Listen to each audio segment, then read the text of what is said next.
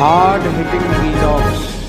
Hello friends, भाई आज का हमारा वीडियो का टॉपिक है लोकसभा इलेक्शंस 2024। दोस्तों, हम इस वीडियो में पड़ताल करेंगे कि क्या मोदी 2024 का चुनाव तमिलनाडु से लड़ेंगे। प्रधानमंत्री मोदी के 2024 के लोकसभा चुनाव में तमिलनाडु से चुनाव लड़ने की चर्चा के बीच राज्य भाजपा प्रमुख के अन्नामलाई ने बड़ा बयान दिया है। उन्होंने कहा है कि पीएम मोदी ने क्षेत्रीय बाधा को पार कर लिया है। उन्हें दक्षिणी राज्य में स्थानीय ही माना जाता है, ना कि बाहरी। पीएम मोदी ने 2024 का लोकसभा इलेक्शन दो निर्वाचन क्षेत्रों उत्तर प्रदेश के वाराणसी और गुजरात के बड़ौदा से लड़ा था। उन्होंने दोनों सीटें जीती, लेकिन वाराणसी का प्रतिनिधित्व किया। वह 2019 में वाराणसी से फिर चुने गए थे। अन्नामलाई ने कहा है कि यदि आप पिछले महीने के तमिलनाडु समाचारों को देखें तो किसी ने अफवाह शुरू कर दी है कि पीएम मोदी एक सीट के लिए तमिलनाडु से लड़ रहे हैं। आप जहां भी जाते हैं लोग पूछते हैं क्या पीएम मोदी तमिलनाडु चुनाव लड़ेंगे। भाजपा नेता ने कहा कि पीएम मोदी के तमिलनाडु से चुनाव लड़ने की अटकलें चर्चा का विषय बन गई हैं। उन्होंने कहा कि 2 दिन पहले मैं तमिलनाडु के थूथुकुडी में एक चाय की दुकान पर था। किसी ने मुझसे कहा कि अन्ना, क्या आपको यकीन है कि मोदी जी हमारे राज्य से चुनाव लड़ेंगे। ये चर्चा का विषय बन रहा है। दोस्तों, 2024 के आम चुनावों में प्रधानमंत्री किस निर्वाचन क्षेत्र से चुनाव लड़ सकते हैं, इस बारे में पूछे जाने पर अन्नामलाई ने कहा कि रामनाथपुरम को लेकर अफवाहें फैल रही हैं, इसलिए लोगों ने चर्चा शुरू कर दी है। ये सब अफवाह है, लेकिन लोग टिप्पणी कर रहे हैं, ये है बात कर रहे हैं। वे चाहते हैं कि पीएम मोदी चुनाव लड़ें।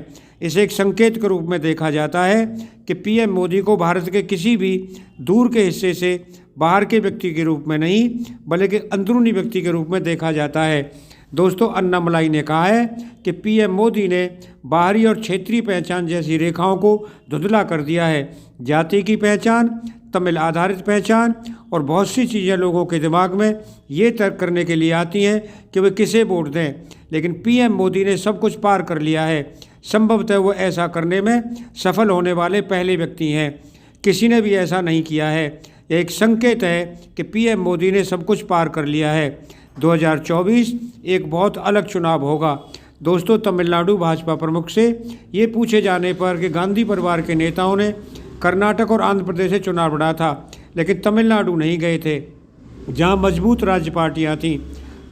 अन्नामलाई ने कहा कि पीएम मोदी को एकता के सूत्रधार के रूप में देखा जाता है और तमिलनाडु में उनके बारे में एक लहर है। दरअसल पूर्व प्रधानमंत्री इंदिरा गांधी ने आपातकाल के बाद 1978 में कर्नाटक के चिकमगलूर से चुनाव लड़ा था। 1980 के आम चुनाव में इंदिरा गांधी ने अविभाजित आंध्र प्रदेश में मेडक सीट से चुनाव लड़ा था। पूर्व कांग्रेस अध्यक्ष सोनिया गांधी ने 1999 में उत्तर प्रदेश के अमेठी के साथ कर्नाटक के बेलारी से भी चुनाव लड़ा था। उन्होंने दोनों सीटों पर जीत हासिल की थी, लेकिन अमेठी निर्वाचन क्षेत्र का प्रतिनिधित्व किया था। दोस्तों, कांग्रेस नेता राहुल गांधी ने भी अपनी दादी और मां के चिन्हों पर चलते हुए 2019 के आम चुनाव लड़ने के लिए एक दक्षिणी राज्य को चुना। राहुल ने 2019 के लोकसभा चुनाव में उत्तर प्रदेश के अमेठी के साथ केरल के वायनाड निर्वाचन क्षेत्र से चुनाव लड़ा था। हालांकि वो अमेठी सीट हार गए, जिस पर उन्होंने लगातार 3 बार कब्जा किया था। दोस्तों, तो इसमें कोई संदेह नहीं होना चाहिए कि AIADMK के साथ भाजपा के गठबंधन के बारे में पूछे जाने पर अन्नामलाई ने कहा कि हम किसी पार्टी पर या व्यक्ति के खिलाफ नहीं हैं। हम बहुत स्पष्ट हैं कि बीजेपी को बहुत मजबूत बनना है।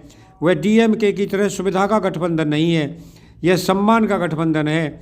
AIADMK के साथ हमारे कई मतभेद हैं, लेकिन कुछ सिद्धांतों पर आधारित हैं। हम एक दूसरे के साथ तालमेल बिठा सकते हैं। दोस्तों, अगर आपको ये वीडियो पसंद आया हो तो चैनल को सब्सक्राइब करें, वीडियो को लाइक करें, ज़्यादा से ज़्यादा शेयर करें। आप लोगों का बहुत बहुत धन्यवाद। Thank you very much.